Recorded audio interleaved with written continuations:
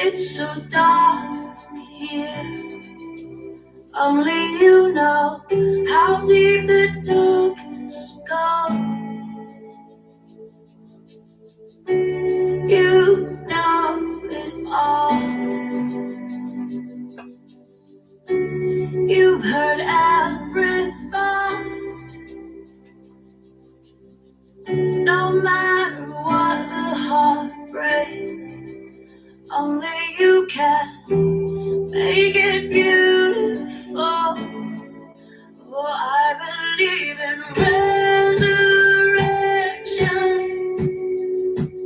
Everything that's dead will come alive.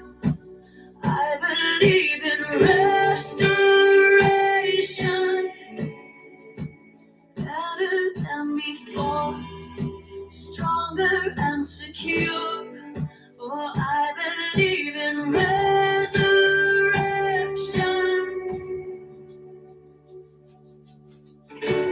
All the lights come on.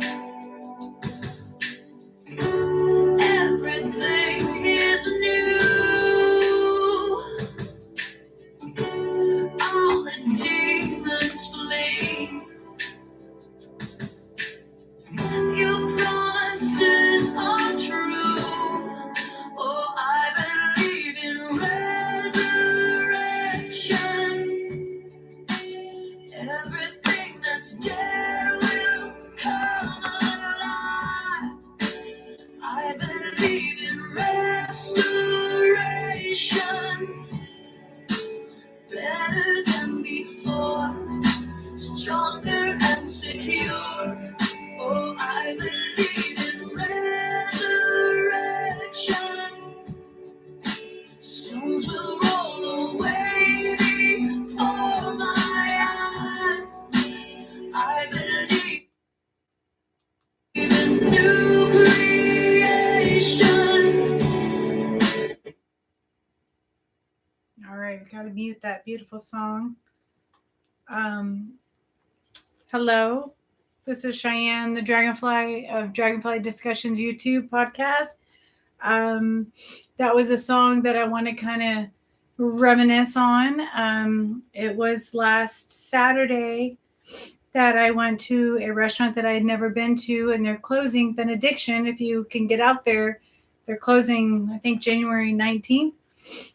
And in the bathrooms, they have all these CDs and old CDs, and Plum was a CD in the bathroom. And so I decided to reminisce because Plum came into my life when I was in rehab, my last rehab. And she's a spiritual singer. She speaks of God and the universe, and not too religious, it was still kind of in the secular kind of realm, but Plum really resonated to me back then when I was getting my life back together. And so I thought I would save that and play it today. I have her on my playlist, so you could go to YouTube and you can find Plum, Plumb, just like the fruit. And she's a really beautiful artist, old kind of school artist. I don't know about her current career. I got to look it up a little bit more, but this is back in the 2005s, 2006s when I was getting sober. So if you like music, Plum is a beautiful one. And this one was the song Resurrection. That's her song. So anyways, not to start off the session on a different way, but kind of cool. About music. So I'm going to read the comments in the comment section so that you all know what this safe space is all about. And then I'm going to read and finish chapter 5. I'm sorry, chapter 6. We are finishing chapter 6. No, we're finishing chapter 5. Jesus, I don't even know my own self. Okay, so welcome to my podcast, Dragonfly Discussions. You are welcome to enter your name and location, where you are from. I am thrilled to have you listening, and I hope you enjoy this session together. Also, some safe space parameter kind of things. Please use your own safe space parameters. I'm not going to warrant or control you. You know your own boundaries and safe space parameters. So just know that please use your own safe space parameters among the chapters in which I read may arouse emotions or memories of your own. You are welcome to excuse yourself or stay. So that's a complete choice on you. I have no control over that, no responsibility. So please excuse yourself, take care of yourself, and then come back and listen later. That's the wonderful thing, is this is recorded. So we finished off on last Tuesday, the 6th of January, about things about my dad, again, dying, and the things that I had promised to him. And that night of the funeral, my stepmom couldn't really function. We had the typical, everybody was over, everybody brought food, and I was very scared because the only tie to my step family was my dad. So now that my dad's gone, why would my step family need me around? They had already turned their backs on me once in my drug addiction, where my dad had never turned his back on me. So it was really scary waters, but I just stayed the course. This is my family. And here we go, trying to go back to normalcy after losing my dad. It was a real huge emptiness, learning how to walk on this planet without one of your parents. And whether your parent is a good or bad, I have both feelings. I have a great dad and a bad mom, and I will feel the pain in different ways when I lose her too. And my dad was just my hero. He was everything. If you follow my book and if you read or listen to these podcasts, you'll see how much my dad was always there for me. So now I'm trying to return to normalcy, where, I have a job. I'm trying to become an animal control officer, and just maintain, as well as being a recovering drug addict in their first 2 years of sobriety and their first year of coming home and losing their father. So we are on page 201. In the days following the funeral, I gradually returned to work in Visalia, which is like 45 minutes away from Fresno, which is where I was born. My sister returned to her home in South Lake Tahoe, this is my stepsister and my stepbrother. My stepbrother returned to his family and business. And my stepmother, this is my stepmother. So I have a birth mother and I have a stepmother. This is my stepmother. My stepmother took a while to come around, though. Her grief was very different than ours, as she had just lost her husband. So my stepmother, this mother, was in my life all the way since I was like 5. My dad remarried her early on, so she pretty much was like my birth mom. My birth mom was in and out of jail, a drug addict, floozy, just never the mom that could ever be. And so this is the stepmom that I talk about. I don't use the word step in my book. I use the step now more because of a lot of other reasons that I've developed. But for the most part, my stepmom was pretty much my mom. And we all pretty much, my stepsister and stepbrother thought my dad was like their natural dad. So they had a bad dad, I had a bad mom. So we kind of just really formed a really beautiful relationship and family. So I'm implementing step. It's not in my book. If I revise my book someday, I'm going to put step. So, talking about my stepmom and dad, they had a beautiful love and provided us with excellent parenting. It was important to give her time. I continued to visit her and help her around the house on the weekends. Christmas was approaching, which meant the decorations needed to be placed everywhere, inside and outside of the house. I didn't mind and took it as an honor for my father to do, as he would have done had cancer not taken him away from us. My heart was heavy with pain and grief too. However, I needed to be strong for my mother.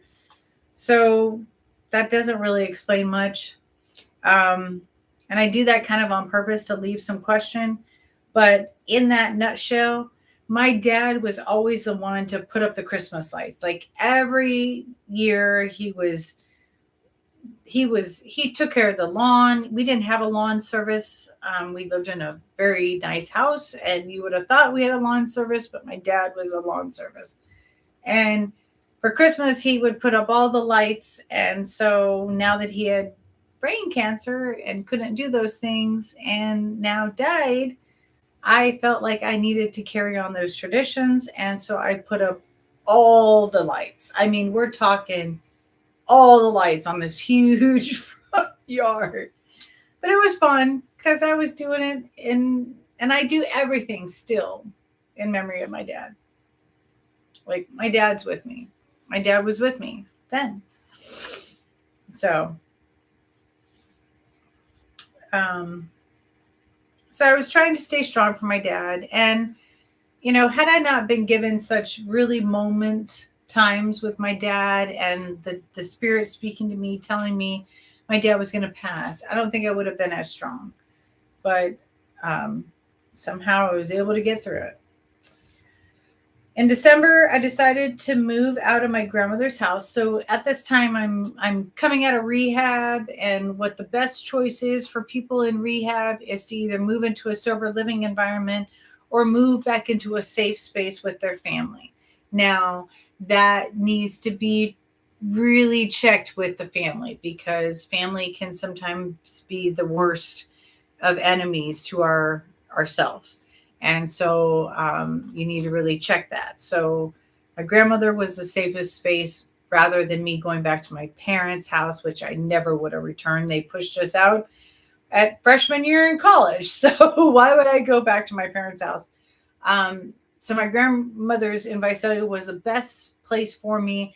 It was 45 minutes away from Fresno. I felt safe enough to visit Fresno and not have the chances of relapsing. So it was nice to have that little bit of cushion. And now they have programs in prison and in jail. There's drug programs that help people get back into transitional living. And I suggest you take it, because transitional living is really important. You learn how to be free on your own, and make decisions of whether or not you want to go back and use drugs, or and go back to jail and prison, or try to establish yourself again, get a job, get an education, go back to work, and get yourself together. Now, it is really hard. Yes, it is very hard. But I have done it. I pushed through the barriers. Every single barrier, especially as a white, privileged, judged woman with no kids. I made it to where I am now today. So there is no excuses. There is no excuses. If you really want to turn your life around, you will make it happen. Otherwise, you know the alternative. It's pretty much black and white. That's simple. So don't get me on that bandwagon. That's probably going to be another topic of discussion later on, for after we finish this book. Okay. So we were talking about moving out. So I was so excited. Oh my God, I was so excited to move out. Oh my gosh. I found a cute ass little apartment in Visalia. It was upstairs and it had a balcony and a kitchen, open kitchen. Oh my gosh. I'm going to tell you. So in December, I moved out of my grandmother's house and into a charming 1 bedroom, 1 bathroom apartment. It was adorable. And I couldn't believe I had actually saved up enough money. So I had saved up enough money to move out.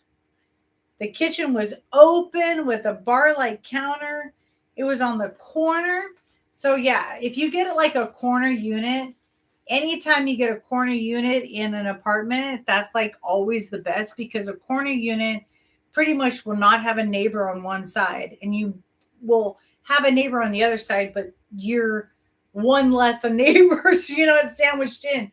I don't know. It's just more open and better.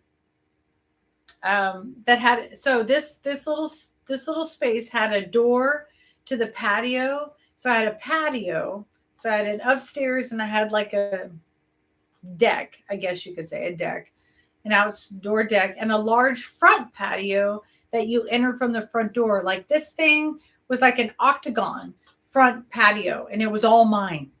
There was nobody else going up there. So there was nobody else a reason to go up there, and it was huge. It was so huge. Oh God, that was the best apartment I could have ever asked for the universe to give me. And I had so much fun. I had healthy fun, but I had so much fun. It was so, and this tree, it was like God, what was it? Not like a Japanese maple, but it was just this tree that had these branches that overcame and provided shade. Like I've always been blessed with really kick-ass apartments. Knock on wood. So here we are. This is 2007. This is 2007, after my dad had passed away. And I'm moving into my first place. I loved the place and felt like it was my little tree house. Like I did. It was like a little tree house. There was a tree that hung over the front patio, like I told you, and provided shade with just enough sun to peek through. It was also very close to the SPCA, where I was still volunteering as an animal control officer and finishing my PC 832 course. So I'm trying to become an animal control officer for the Animal Control Association. So it's just, my apartment was perfect. It was not far down from the station. As early Christmas gifts, my mother gave me the best presents I could have ever asked for. She allowed me to adopt 2 cats for my new apartment to help with the loneliness. She knew I was struggling with the loss of my father and didn't want me to feel lonelier in my apartment. So yes, now I'm getting my first 2 kitties after, gosh, it had been since 2001.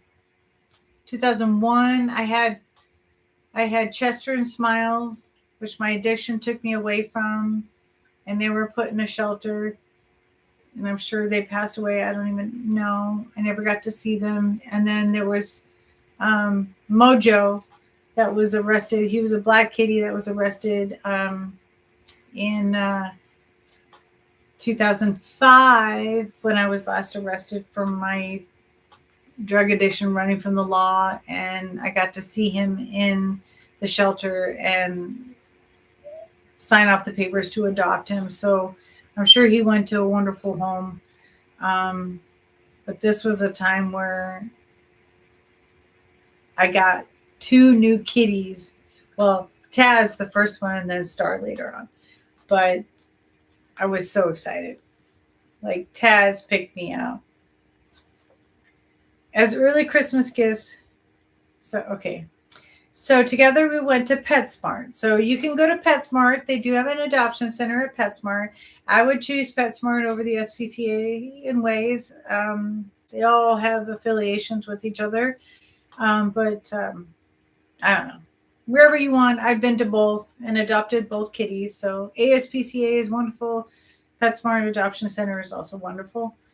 Um, so this was my first experience after rehab and losing my dad. So together we went to PetSmart and picked a kitten. I had hoped for an orange kitty.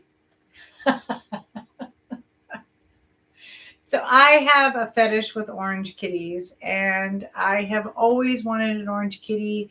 And there is an old picture of me with an orange kitty, and I cannot find it for the life of me. But I'm holding an orange kitty, like squeezing the hell out of it, like Elmira. And so I was looking for an orange kitty then, right? Back in, we're talking 2007.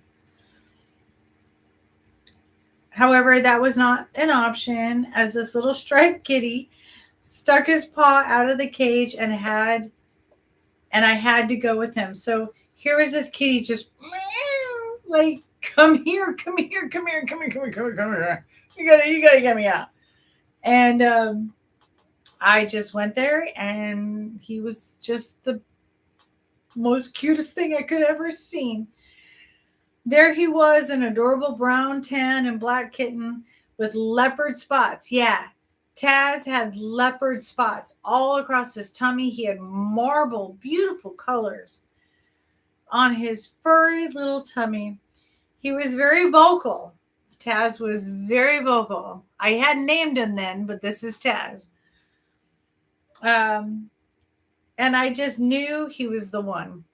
And your spirit will know when you adopt an animal, like they just feel you. Like, just go with no expectations. When you want to adopt an animal, don't go with any expectation. Go with some kind of little hopes and whims, but let it speak for itself. The animal will speak to you, and you will speak to it, and you will just know, like, you're the one.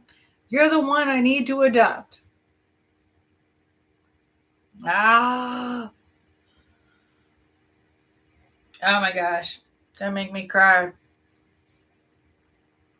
Oh, it's happy tears. There he was. Okay. Very vocal. So I picked him up. Okay. So I picked him up and placed him into a box with holes all over it for breathing. So, of course, I took him out of the cage and I held him for a little bit. And I'm like, okay, you're mine. And then off he went into like this cage, or not cage, but this like wooden carrier that PetSmart gives you. And it has holes for breathing. And it's safe to get the cat out of the PetSmart and then into the car, and then off you go, right? I'd never really experienced anything like that. So, as my stepmother and I walked out of the store, the kitten was going crazy in the box. He literally was. He was like, meow, like this cat in the box, like, let me out, let me out. Like, it was so crazy.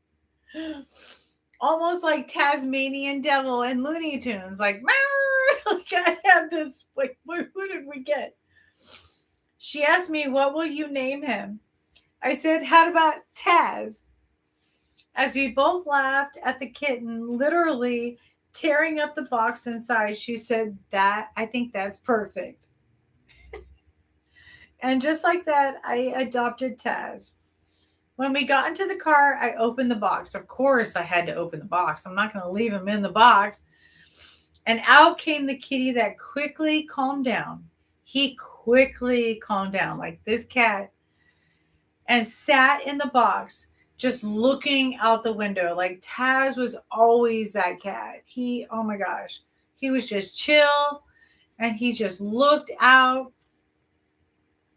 When we got home, he roamed throughout the Harrison house. So the Harrison house is where I grew up, on Harrison here in Fresno. It's off of Palm and Clinton. Big white house. That's where I grew up. I got Taz situated in my bedroom with his food, water, and litter box. So I didn't have a room necessarily there. That was my parents' house. They had converted my bedroom into like an office, but they had a bed in there. So I slept in there. That was where my dad actually spent a lot of his last days in, um, dealing with paperwork and everything that he was struggling with his brain tumor. He was trying to wrap up everything before he knew he was going to die. So it was a very special room that my dad was in just prior. And then now I'm in the same room in a bed with my new kitten, and just really, really, really in a really great place. Um, Taz was a wonderful kitty. Uh, let's see. Where are we? Okay. So that's the Harrison's house. I got Taz situated in my bedroom with his food and water and litter box. That night, Taz slept with me under the covers. He literally did. That cat slept with me under the covers and shared a pillow with me like from day one. It was magical. It was adorable, and I didn't feel so alone. I didn't. Taz, my kitty cat, oh my God, he was my buddy.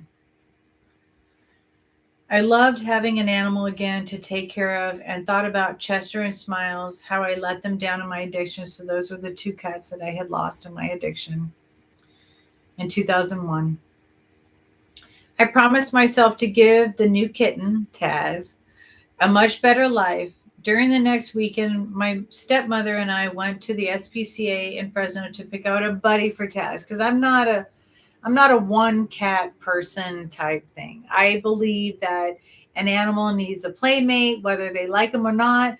I agree in dual companionship. It gives you stimulation and stuff. So I just can't have just one cat, just me, the only companion to keep its entertainment. It needs a buddy to play with. So that's just always been my rule. um, so um, so we went to the SPCA. So this time I really wanted to go to the SPCA. I wanted to support the SPCA. After all, I had worked for the SPCA. And so I really wanted to support the SPCA and get an animal from them instead of PetSmart like Taz. So we went to the SPCA in Fresno. And the SPCA is still here in Fresno. If you want to come out and adopt, they have tons of animals. Please come out and adopt. To pick out a buddy for Taz, I walked into the adoption room and tried to find an orange kitty again. Right here I am after an orange kitty again. I really have an orange kitty fetish. And so I was trying to find an orange kitty again. But then spotted a little gray striped kitten. Oh my gosh, who appeared to have a slight cold. Yes. He was adorable with a face I couldn't depart from. Star was adorable. Like, oh my God. I knew that, and again, the spirit, like this cat spoke to me like, I know I'm sick, but you're the only one that's probably gonna save my life and adopt me. So I'm gonna put on the charm and you're gonna adopt me. Oh my God. Oh my God. Oh my God. Oh. Oh my God. These cats are so cool. Ah. All right. So, okay. So he had a slight cold, right? Okay. I'm teary-eyed. He was adorable with such a face I couldn't depart from. I knew that adopting a sick kitty meant medication, which not a lot of people are up for. But I also knew what his chances were to be adopted. So this was like a one chance lifetime for him. Like anybody who was willing to pick up a sick kitty like deserves a medal, because you're helping care for the life and well-being of that cat to survive. Whereas most people would be like, no, I don't want to do that. I want a well kitty, and forget about that kitty, and that kitty will probably die. So I was like willing to take up the challenge. with this kitty. I mean, it was just an upper respiratory infection, which is URI, which is what they all have in the shelters. URI is not like a killer, and it's just the sniffles. It's like a cold. It's like a cold for us. Like, really, you're going to turn down a child? If you're in an adoption center, are you going to turn down a child just because it has a cold? Are you going to turn away your child and not take care of it because it has a cold? Like, the cat just had a cold. It's nothing like deadly. Jesus. Anyways, I decided to adopt this little kitty. So I knew that adopting a sick kitten meant medication, but I also knew his chances what were to be adopted. So I had no choice but to adopt this little guy and bring him home with me. When I brought him home back from Visalia, so we're in it was in Visalia. So when I brought him home from Visalia, I kept him away from Taz to get him not sick, to get Taz not sick. So it's really important that when you do bring an animal that does have some kind of like a cold, it is really important to keep them separated. Keep them separated. Okay. Anyways, that song. So you want to keep your healthy kitty and your sick kitty away for a little bit. But although that really kind of, it does some good duty, but the cats are going to still play together anyways, and it still is kind of transferring underneath.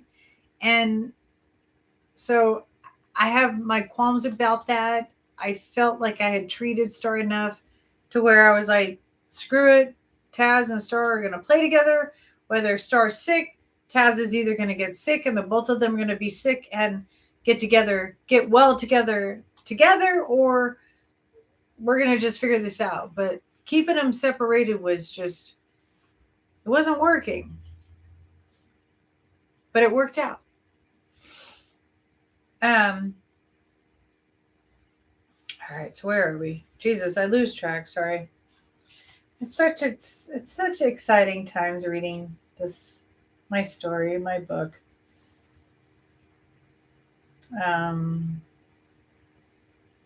Okay.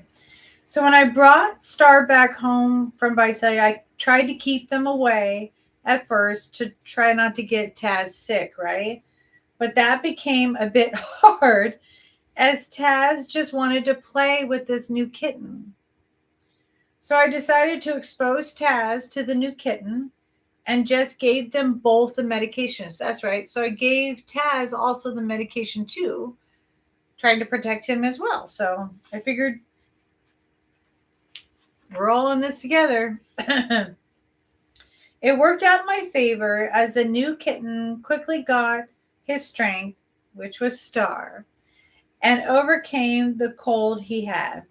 I was so excited and decided to name him Star because he became a bright, happy kitten again, much like the stars in the sky, right? Oh. Oh. It's true. Star was so, like, just metaphorically, like, you never give up, you know? Like, there's always that star that's going to be glimmering out there for you. And you just never know what's going to produce in that bright, shiny star for your life. And Star, that kitty he was so magical. Like, after surviving, and Taz and him, they were just like buddies. I'm crying about cats. Together, Taz, Star, and I became a family. So this is right after rehab, and I had lost my dad, and I'm feeling really, really all kinds of things. And I just got out of rehab, 2 years sober, and I'm trying to rebuild my life. And this is the biggest challenge to overcome. And then I got these two little kitties because they say in recovery to start with plants. Well, I had some, no, I didn't really have plants then. I started with cats, but they say to start with plants and then animals and then like, I don't know, apartment, car. Well, I jumped right into it. Got an apartment, got a job, got my license, got my car, got my cats. I jumped right into it, right off the bat. Um, but it really helped having those two animals after losing my dad because my dad told us to never stop living and laughing and loving. And so I figured, you know what? I'm going to do that. And these cats brought so much joy and laughter to my life. And I figured I'm up for the challenge. So it was really, really, I love those cats. So we became a little family, right? What time is it? I couldn't wait to come home to them, play with them, and then we would all fall asleep together in my bed. They would sleep. Taz would sleep in my chest, sometimes sharing the pillow. Star would sleep right above my head on the pillow. Over time, some of the sorrow over losing my father lessened, but it was almost like I couldn't allow myself to be too happy. I remember struggling with happiness. I felt guilty if I was too happy, but I remembered what my father would want for me and began to smile more. It was hard to smile and feel happiness again. I knew I still had God and was grateful to be sober and keep my promise to my father. But I felt so alone because I didn't have my father to talk to anymore. My father spoke to me in ways neither my stepmother nor anyone could do. He always got through to me and understood me. I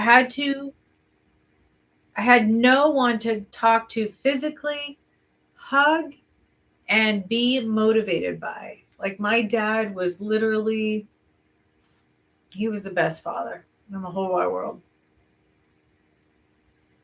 And it was a big, big, big hit losing him. As the year came to close, I sat in my new apartment surrounded by two adorable kitties and cried out to God to keep me strong and protect me. Then I cried out to my father and promised to him to never return to drugs. So, like, here I am, like, and these are huge reasons why people relapse. But I couldn't, and I had to remain strong, even though it was so hard. So here I am, page 204, animal control officer. So now I'm pursuing my dreams to go after what I thought was my duty to be an animal control officer. During 2008 to 2009, my dreams finally came true. I completed the PC 832 Basic Laws of Arrest course with flying colors. I learned so much about arrest laws and penal codes. So I learned all about y'all's police codes, arrest codes, handcuffing, detaining, taking somebody down and arresting them and holding them. Yeah, I know all about that stuff. As well as how to handcuff someone, place them in a hold, and finally take them down to their knees, restraining them until backup arrives. Yes, I went through kind of like your police course, your typical police course. It's like, look it up. It's PC 832 Basic Laws of Arrest. I loved it and felt incredible that someone like me, a former drug addict, a criminal who was facing 5 years in Chowchilla prison, was earning her way up to a badge in animal control. A badge. Here I went from facing 5 years in prison as a drug addict to now having a badge as an animal control officer. Pretty incredible. Never give up on your dreams. Like, seriously, never give up on your dreams. Like, if you work hard and you focus and you make all the steps and you do everything that's required, it may just happen. And it could happen. And it has happened for me many times. But I'm not saying if it doesn't, don't get discouraged. Keep going. But like, yeah. So I went back to the SPCA in Visalia where I showed the director my certificate. So now I'm at the SPCA in Visalia, right? I'm kind of trying to get my way in there and trying to work with animals and do what I can. I'm telling them, hey, I'm going to do all this stuff. Can you let me do ride-alongs, or can you let me be will you hire me if I do all this stuff, right? I went back to the SPCA in Visalia where I showed the director my certificate. She was very impressed, shook my hand, and said, "Welcome aboard, Cheyenne." Yes. Yes. Just like that. I was shocked and hugged her. I wasn't expecting that to happen. No, I wasn't. And I couldn't sit still as she presented me with the instructions going forward. She explained that I needed to get fitted for a uniform, boots, belts, baton, and all the essentials. I'm going to be an officer. I was over the moon that I was finally an animal control officer. She told me my badge number was 2302, which meant that over the radio, I had to announce myself as Officer 2302 to Visalia's police dispatch. So we were hooked into the police dispatch for all of Visalia, and there was just a small unit that would receive our calls for the animal dispatch, to where we would have to radio in and say, Officer 2302, this is ASPCA, blah, blah, blah. I have a whatever, call that was. Either it was abandoned, stray, vicious, whatever it was. I learned the police codes to be able to talk into the radio and say, we have a 301 or 201 or whatever, and then they would help accordingly. It was really cool. And they would respond, go ahead. And I would proceed to speak in police code with my status and what my situation was. Then they gave me my badge. Oh, my badge. It was one of the most beautiful things I had ever been given. It was a shiny silver badge with the image of the city of Visalia on it, and it said Animal Control Officer on the top and City of Visalia at the bottom, and the shape of a police badge with 2302 in the middle. My badge. I hugged her again as I took all my belongings and instructions. She gave me a couple of days to get everything situated before starting my first real shift on my own. She told me that I would be working with other officers at first until she felt like I was ready to be on my own. Okay, well, not quite on my own right away, but I'm on my way. I accepted that and couldn't wait to start. My current employers at the garage door company knew about my dream. So I had been working part-time at a garage door company right after rehab, and they allowed me freedom to pursue my dreams. Like, knowing that I may sometime leave them, and they didn't even bother to replace me. Like, it was really beautiful. So when I called to tell them, they were all thrilled for me and congratulated me. I apologized that everything happened so fast and I wasn't going to be able to finish my 2-week notice. So it's proper to give a 2-week notice. Whenever you leave a job, you give a 2-week notice to give them time to properly interview, whatever, and hire within 2 weeks, which is not enough time, honestly. But that's proper. The SPCA wanted me to start right away, and again, they understood. They were very good to me and gave me my first job after coming home from New Life for Girls, which is my rehab. So they needed to know how grateful I was to them. Saying goodbye to them was hard, but they welcomed me to stop by and say hello from time to time. They said they would miss me too and wish me well. As I hung up the phone, I prayed for them and asked God to bless them and their company. I went out to my back deck and sat down looking into the sky. So this is in my apartment. I began to talk to God again because the guilt was starting to take over. So I struggled with a lot of emotions right after my dad died. I'm still struggling with, pursuing my dreams, pursuing my goals. Even after my dad died, I'm still struggling with a lot of things. A lot of things. It was really heavy after losing my dad in my first year coming home from rehab. So I had this beautiful back deck, and I would just go out there and I would just look in the stars in the sky, and I still do. And I would talk to God and the universe and just ask for the answers. All I wanted was my father back. I didn't want any of these blessings in my life without my father. As happy as I wasn't as happy as I would have been if my father were there. I wanted him to see it and see me actually becoming a person fulfilling her dreams. I took a deep breath and gave it to God. Then I stood up and went about my day. I continued to visit my stepmother on the weekends. We weren't, or we went to church on Sundays. We continued to go to a Catholic church. We went to St. John's? No, St. John's. We went to St. John's. St. John's.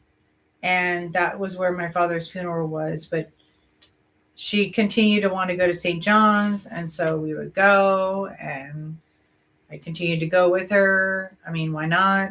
I needed the spiritual connection. And I needed to support her. So on Sundays, I would visit her on weekends. Every Sunday, I would drive from Visalia to Fresno every Sunday. And God, the first 4 or 5 years of my sobriety, maybe longer. No, longer. Yeah, way longer. But I would continue to drive to support her because I knew she was struggling with losing my dad, and my stepbrother was not reliable, and my stepsister was in Tahoe. So they were gone, and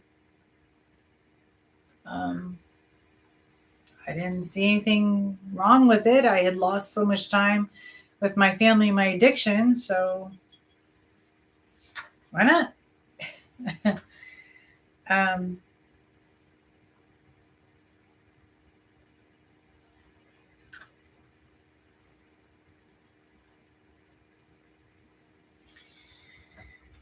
So I continued to visit my stepmother on the weekends. We went to church on Sundays, and I worked around the Harrison house.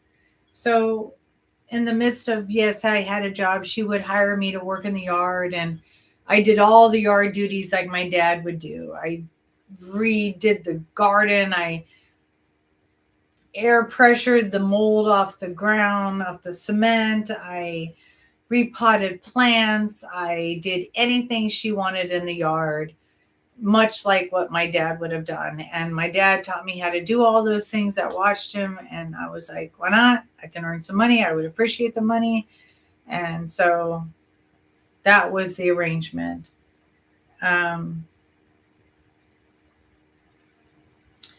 So it was a joy to maintain things for her around this huge mansion. We lived in this huge mansion on Harrison, way beyond her ability to care on her own. And again, I don't think we had a full lawn service, gardening service. So it was all kind of self-maintenance, because my dad loved doing all of that on his own. We continued to do our shopping together because my stepmother loved to shop and spend money. Make the most of our lives. I tried to bring up Long's drugs incident again, and that I had found a few great lawyers. So CVS The CVS that we know, the CVSs that we know were once Long's Drugs. Long's Drugs was bought by CVS and Walgreens and all that stuff. Long's Drugs was the pharmacy that was in the popular shopping malls for your prescriptions, your basics, like you see in a CVS and Walgreens. So Long's Drugs was huge. It was like the staple. So that was our pharmacy. That was our store that we went to. And that was the store that my stepmom went to fill prescription drugs. And that was the pharmacy that misread one of the prescriptions for my dad, thinking it was a muscle relaxer when it was supposed to be an antibiotic, and then leading my dad into a worse spiral with his brain cancer that ultimately led to his death sooner than later, and a worse quality of death. He died really in a bad way, where he could have died pretty dignified. So Long's Drugs, in my opinion, was responsible. That pharmacist was responsible for not checking and asking the primary doctor, say, hey, I can't read this prescription. I don't know what this is. Can you verify?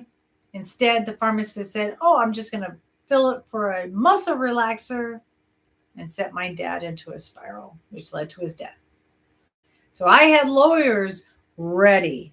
I was ready to fight my dad's case. And we had all the evidence. So I tried to talk to my stepmom about this, right? I'm trying to talk to her about this. This is right after my dad's death, and you have to catch it really early in the first year or so, because the statute of limitations runs up and you have no case. So I'm like, we got to get this now. And yeah, I was probably driven by anger and all this stuff, but I was really driven by justice for my dad.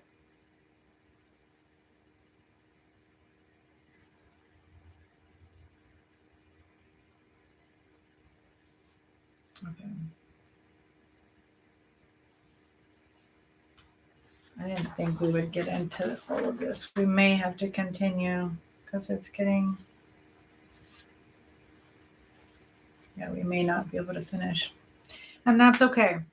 That's the organic thing about this podcast is the reflections are really important. I haven't reflected like this in a long time. So I'm going to take the time and reflect. And if we have to push back some of the sessions, well, that's how we roll.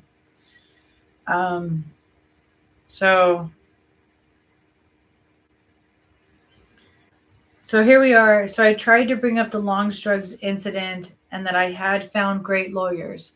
I really did. I found really great lawyers who were willing to take the case. She, my stepmom, couldn't deal with any of it, nor did she want to talk about it. She reminded me that my father didn't want to seek vengeance. Which, not really. I don't know about that. I wasn't seeking vengeance, but trying to get justice for my father's possible wrongful death. Okay. She asked me to leave it alone, my stepmom. It was very hard because I knew the statute of limitations was 2 years. So it was 2 years for a wrongful death case. But I couldn't push my stepmom and had to respect her wishes. Reluctantly, I had to let go of the issue, but it killed me inside because that pharmacist should have known and should have lost his license. I loved being there for my stepmother, though. The times with her after my father passed helped mend a lot of the wounds. I got to show her that I was not leaving her again for drugs and that she could lean on me. So here I am still trying to prove like in the first couple of years, I really just tried to prove to them that I wasn't going to leave again for drugs, that I wasn't going to be like my birth mom, like all this crap. And it really was love. It was love and dedication, and it was the only thing I knew to do because this is my family. I've been given a second chance to be with my family. I'm now sober. I'm now back in the very mansion and home and the riches and all the that my dad married into, and my dad's gone, and they're the only thing left. So it was all I could do. It made me very happy to be there for her. Like it really did. It really was like a pivotal moment where it was like, wow, her own natural children aren't here. My stepbrother Jason was nowhere to be found. My stepsister Jamie was nowhere to be found. All of my stepmother's best friends, Rochelle, what are some of the other ones? Oh God, I can't remember. There's two other ones.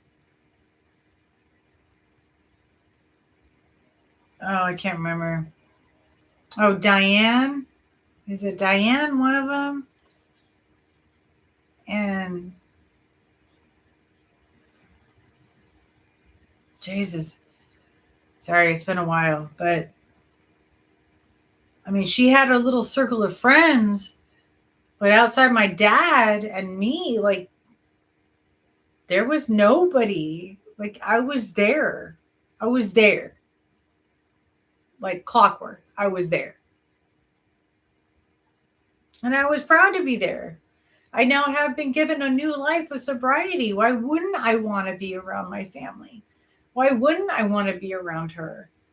I mean, yes, I miss my dad, but I was just grateful to be back, sober with my family.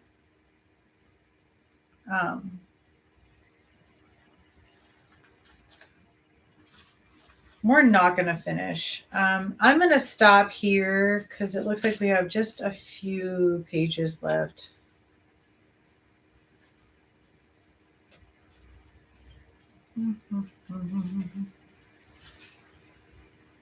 Yeah, I didn't think I would talk so much, but that's what this is all about. So, all right. So we're going to end here at this moment. It's 7:58.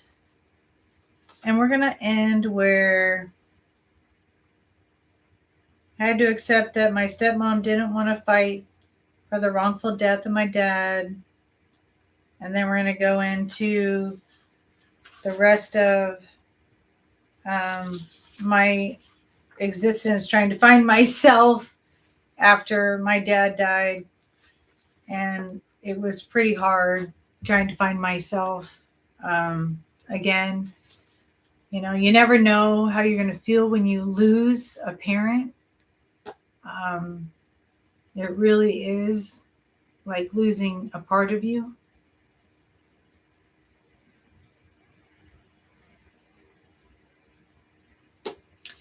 And I can only imagine like those people who have lost a child, you know, and also lost a parent,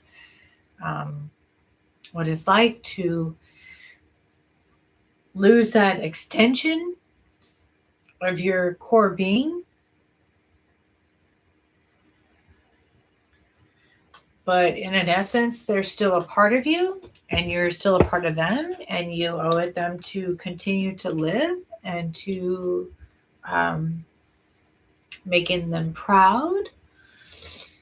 And that's just kind of like the story of life, you know, trial, evolution, adversity, pick up the next day, find the light in the day, fight the obstacles.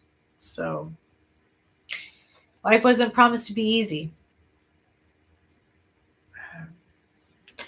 But it is a joyous life if you choose to look at it with those kind of lenses. Or you can choose to be a victim, and you could choose to feel sorry for yourself. You could choose to feel and make excuses. However the case may be, that's your choice. And so we're going to continue with chapter 5. I'm not going to finish today. I thought we would finish tonight, but we're going to finish on the 20th. I'm going to resume back on Tuesdays at 7 p.m. So we'll finish chapter 5, and then we'll go on to chapter 6, and then chapter 7, and then it's the conclusion. So we're almost done with my book. And I really appreciate you all being with me. I do want to make a special shout out for this Saturday. We have an interview at downtown CMAX Studios where I am going to be talking with Jim Horton, who is a father of a child that he lost to heroin addiction. And y'all know I have 21 years sober of heroin addiction. And why some kids don't make it out. We're going to talk about that. We're going to talk about how to seek support. We're going to talk about what it's like to lose a child to drug addiction. We're going to talk about the stigma behind having a child of addiction. And we're going to talk about how to seek support and just really come to understanding it and how to live through it. It's not going away, unfortunately, but we as individuals can become more smart, more aware, more educated, and we can share our experiences, because I know Jim is not the only one who's lost a child to drug addiction. I know I'm not the only one who has survived a drug addiction, and I'm not the only one who has not almost died. So this is a very serious epidemic that is plaguing our kids and our communities and our families and our towns and our world. And it's good that we have conversations about that. So that's why I love Dragonfly discussions, because here we can have safe space and we can talk about those kinds of things. So stay tuned for the live session this Saturday at 11 a.m. here at Dragonfly Discussions Podcast. But if you can't attend live, it's recorded. Okay? So you don't have an excuse. But thank you. Thank you. And may you be blessed and sleep well or live well, whatever time it is for you. And thank you for supporting me and Dragonfly Discussions. Good night, everybody.